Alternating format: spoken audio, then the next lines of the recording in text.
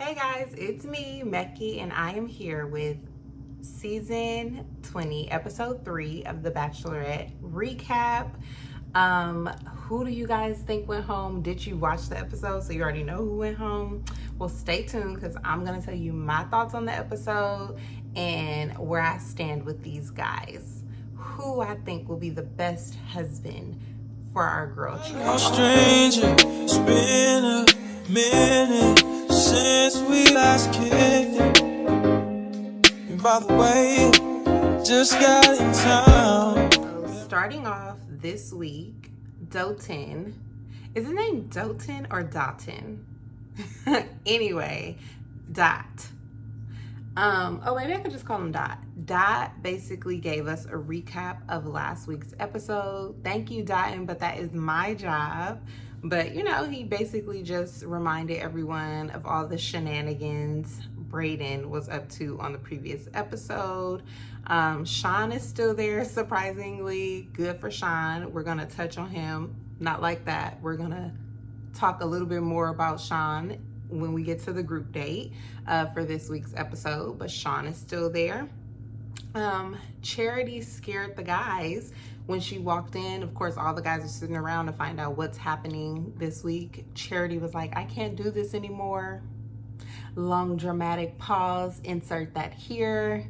Dun dun dun.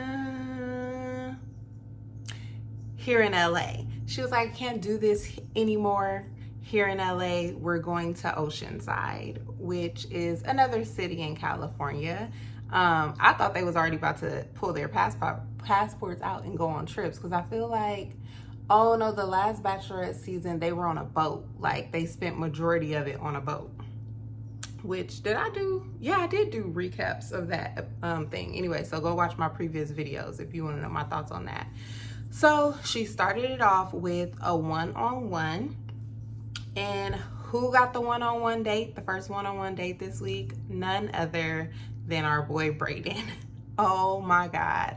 Kinda it was shocking because he did get the first impression rose. So I was like, dang, like she really not holding her cards close to her chest right now. Like she's really showing her whole hand by choosing him. So all the guys had to go on the bus to Oceanside, and Charity and Brayden took a helicopter ride. So typical bachelorette fashion, it was a helicopter ride. I'm sure there will be 2 or 3 more of those before the season ends.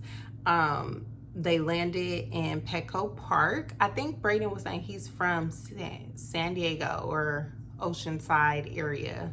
But that was a nice, little one-on-one date for them. They were able to talk. And of course, Brayden, they were like tossing the ball and he like threw it at her and it hit her in the face. So I'm glad she's good, but that was just like, okay, y'all, like maybe this is a sign that you guys are not compatible because you can't even catch his catches or you can't even catch his throws. What is it called? I don't know. But that was their little date. Brayden did express how, in his past relationship, his ex cheated on him, and this feels traumatic, like with her dating all these other guys at the same time. It made him think of his ex, and it's just like, bruh, you literally knew what you were signing up for. Like, you literally knew you were about to be spending so much time in the house with a bunch of different guys, and there's only one girl. So by him bringing that up, I felt like he was kind of testing, like, to see what her reaction would be, and that was a turn off to me. It just felt like you're trying to force her to validate you. You know what I'm saying? And I just feel like her brother was at home like, I told you, Charity, send him home from the jump, but he didn't. So we'll see.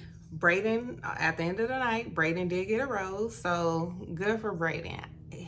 I personally like Brayden, but I just don't think he's marriage minded, and he actually confirmed that a little in the episode. He didn't really say that, but I'll tell you what he said later. Okay, so next there was a group date. It was Barbie Land. They visited Barbie Land, and it was hosted by former Bachelorette JoJo and her husband Jordan.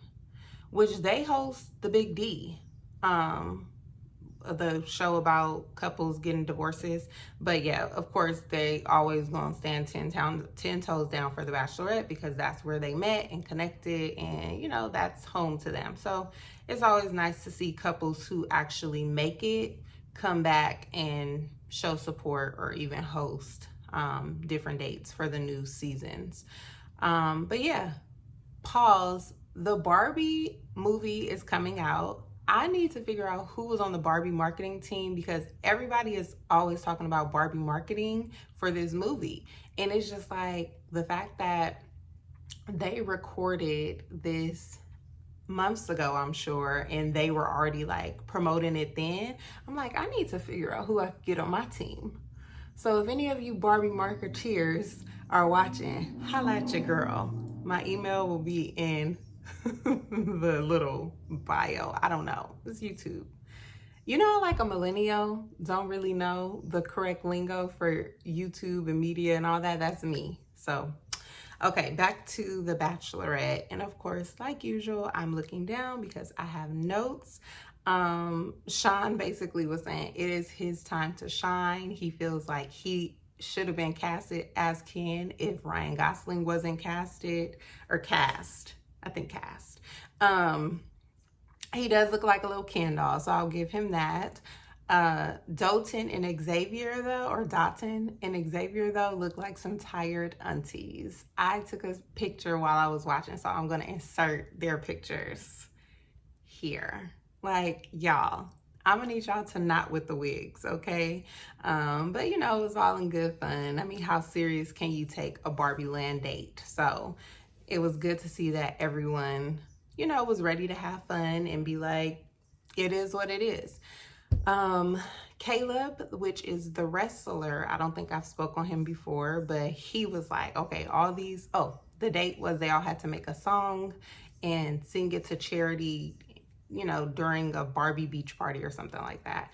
And Caleb was the only one out of all the guys who could actually sing. So he just knew he was about to get that group date win under his wrestling belt. You see what I did there? But he didn't.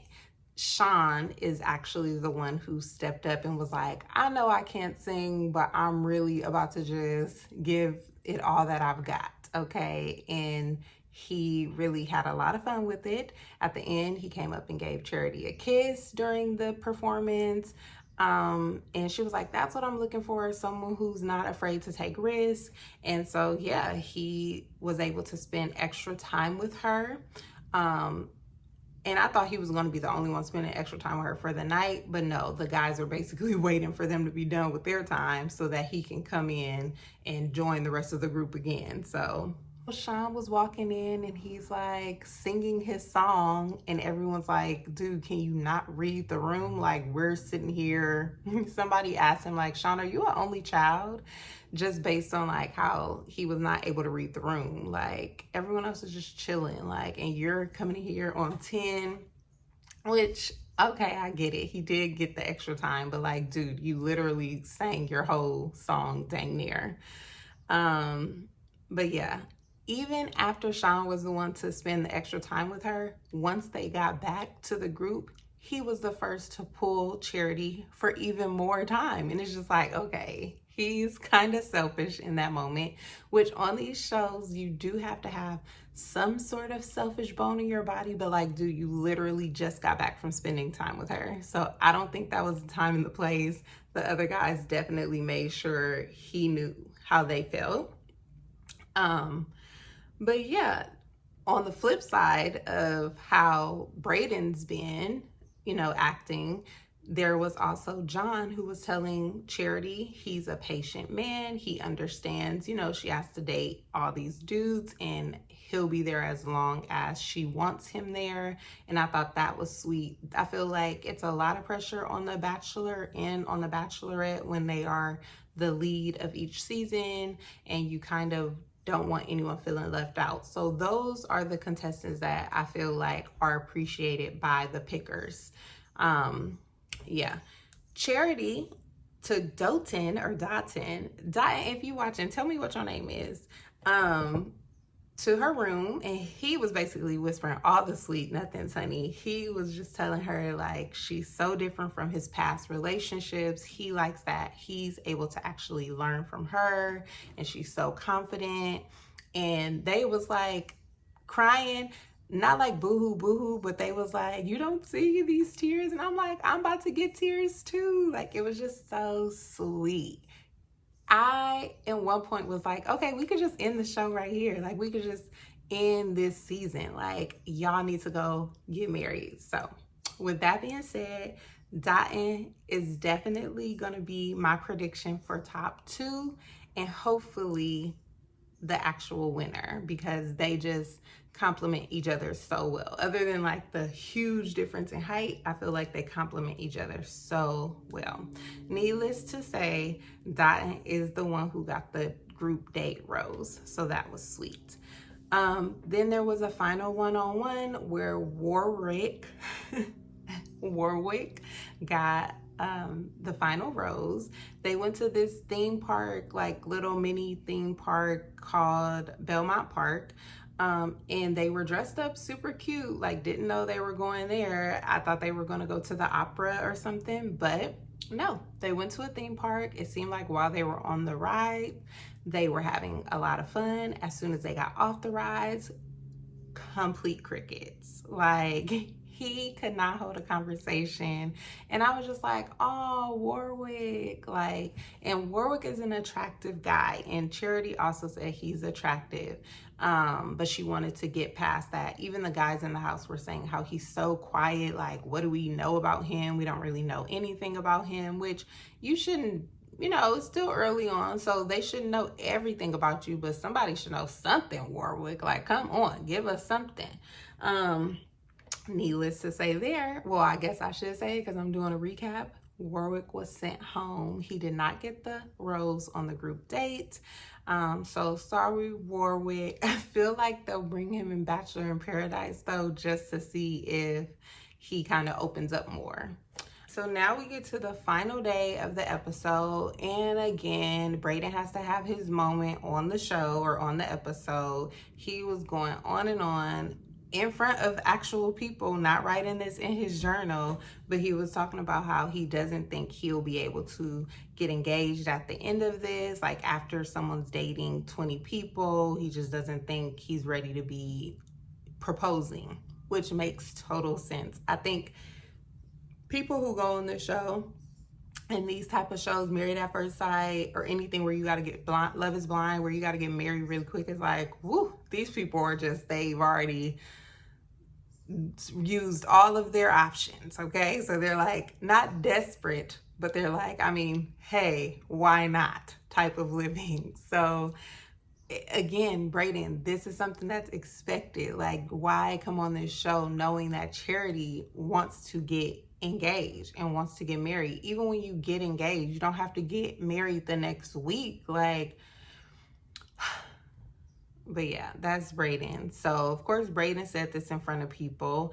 Long story short, Aaron B told Charity what Brayden was saying. Charity pulled Brayden to the side, and she's debating, like, do I let him keep a rose? Do I not let him keep a rose? Ultimately, she let him keep the rose, and I'm screaming at the TV again, like, no. But Brayden is a good guy. Like, he does just seem like a good guy, and he does seem like, you know, one of those little charmers. But, you know, I'm just like, Charity, like, I really feel like there should be some sort of relationship consultant on the show, right along with these bachelors and bachelorettes, that can be like, let me just walk you through. Like, even Jessie was kind of trying to tell her, like, are you sure you want to keep him? Like, you know what you want to do? She's like, yeah. And she ended up keeping him anyway. So, you know, she got mad. Of course, she got mad and ended the cocktail party early again because she heard the news about Brayden. So this is like 2 weeks that she heard bad things about Brayden, ended the cocktail party early, which cut time away from other guys that didn't get a chance to talk to her. And then ultimately she ends up keeping Brayden again. So I feel like he's one of those people, you know, that they say, oh, just keep him for like the first 6 episodes. I don't know if they do that, but sometimes when I'm just watching, I'll be like, they have to be doing this. Like, they have to be telling you this person's good for TV. Like, don't let them go yet. Like, maybe I'm wrong. Let me know if y'all think that that's what they be doing though. So there were 3 guys that went home: James, Adrian, which Adrian is the one who told on Brayden last week. So Aaron, your time on The Bachelorette is dwindling down if we're going based on how last week and this week turned out. But yeah, there was another guy, and I'm bad with names sometimes, so I forgot his name.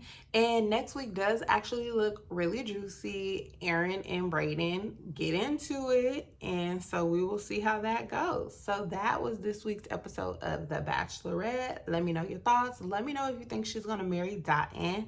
Oh, and if you are in LA on August 26th, I will be hosting a picnic for couples from 2 to 5 in LA. So if you are interested, email me. My contact information is down in the little description box.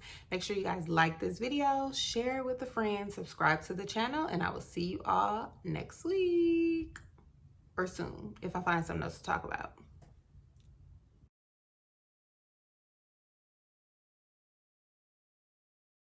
Literally remember where you, wait, no, I think that was on a different channel, but for some reason people like to crank that Soulja Boy when I'm recording.